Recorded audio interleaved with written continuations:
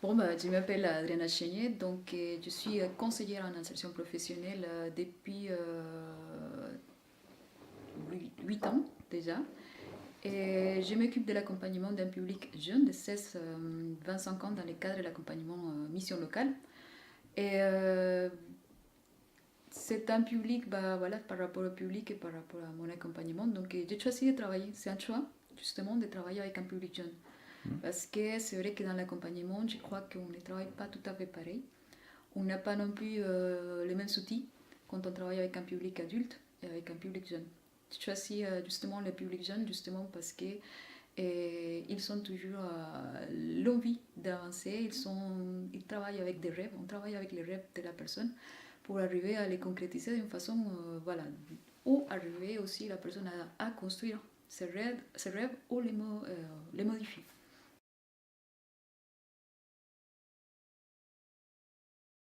C'est pas mon travail de dire non. C'est ça que c'est le projet de la personne. On travaille du principe que c'est le projet de la personne. Dans des situations comme ça, mon travail consiste à mettre la personne face à la réalité.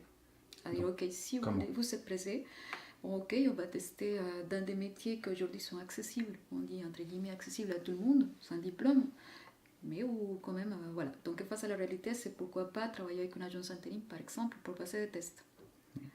Donc ça mettra la personne face à la réalité à voir si elle est capable ou pas de comprendre les tests d'une agence intérim, par exemple. Ça permet que, bon, si ce n'est pas le cas, que la personne puisse dire, ok, peut-être je n'ai pas toutes les bases pour pouvoir aller un petit peu plus loin.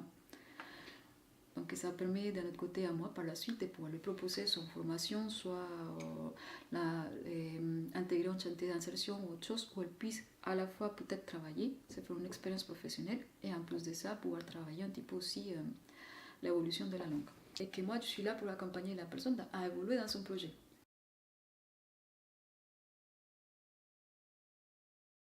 Dans son premier temps, on parle de la demande principale de la personne, donc vraiment c'est la demande de l'emploi. Mais sachant que c'est quelqu'un qui vient d'arriver, donc on échange librement sur depuis combien de temps la personne est là. Parfois elle me dit, mais je ne sais pas vous dire. Je dis, bah, ne vous inquiétez pas, prenez votre temps. Et donc ça permet aussi de mettre la personne à l'aise, de parler d'autre chose que de l'emploi. Parce qu'on sait que quand on parle de l'emploi, c'est peut-être une angoisse à faire des appels, à s'orienter vers quelqu'un d'autre, un inconnu. Donc on commence à travailler ici, on commence à travailler avec la personne, justement, il explique justement son parcours de vie.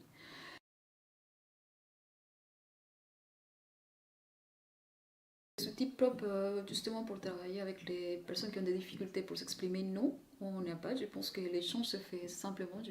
Et je pense que c'est peut-être ma posture de les mettre en confiance, de leur dire voilà, ici, du moment que la porte elle est fermée, et c'est un espace où vous pouvez parler. On a les temps, la plupart du temps, je dis bah, je ne suis pas pressée, j'ai des temps à vous consacrer, donc ne vous inquiétez pas.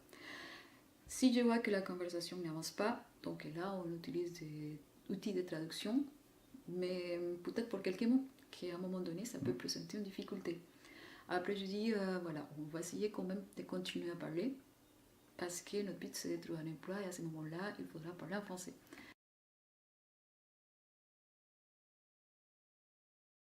Je n'utilise que 98% du temps les français, même avec des personnes qui parlent espagnol. Et je pense que justement, je dis à la personne, si y a un mot qui ne vous revient pas, utilisez l'espagnol, aucun souci. Mais l'entretien va se faire en français parce que c'est ça qui nous intéresse de travailler aujourd'hui.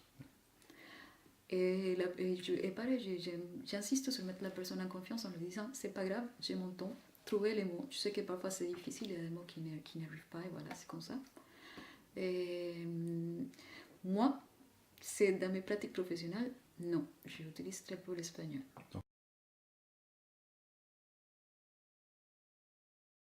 Je ne les mets pas en avance sur chaque situation, mais c'est vrai que personnellement, moi, je me sers à moi pour me rappeler aussi par où je suis passée quand je suis arrivée en France. D'ailleurs, justement, oui, l'inscription pour l'emploi, c'est quoi pour l'emploi? De m'adapter moi à ma posture pour dire, voilà, je sais que c'est compliqué. Je sais que justement, au début, on sent la frustration de ne pas pouvoir communiquer ce qu'on a envie de communiquer. Donc, justement, de dire, voilà, ne vous inquiétez pas, et de mettre la personne en confiance, c'est parce que vraiment, je sais qu'à ce moment-là, on avait besoin d'une écoute. De quelqu'un qui soit là Parfois, ça peut même pas parler à l'emploi. Parce que la personne a tellement de choses à dire, elle n'a pas pu s'exprimer comme elle voulait, que voilà, l'effet de parler, ça lui permet justement de se soulager pour pouvoir continuer par la suite, justement. C'est vrai que voilà, je sais que c'est un parcours de combattant, que ça prend du temps quand même, hein, que même pour les projets les plus simples, on va parler de quelques mois, si c'est pas des années. Mais on parle beaucoup de temps quand même, hein, des mois, pour certains c'est beaucoup de temps aussi. Les gens, voilà, on peut accompagner les jeunes qui sont étrangers. C'est possible de les faire avancer, mais il faut vraiment travailler avec eux, de les laisser le temps justement d'expliquer toujours chaque étape qu'on va faire avec eux, de se dire comment ça s'appelle, que même si on est en train de parler, c'est pas parce que pour nous c'est logique que pour eux ça va être logique. Je parle par rapport à, comment ça s'appelle, les siècles. Utiliser des siècles tout le temps, c'est peu savoir quoi, Pôle emploi, ok.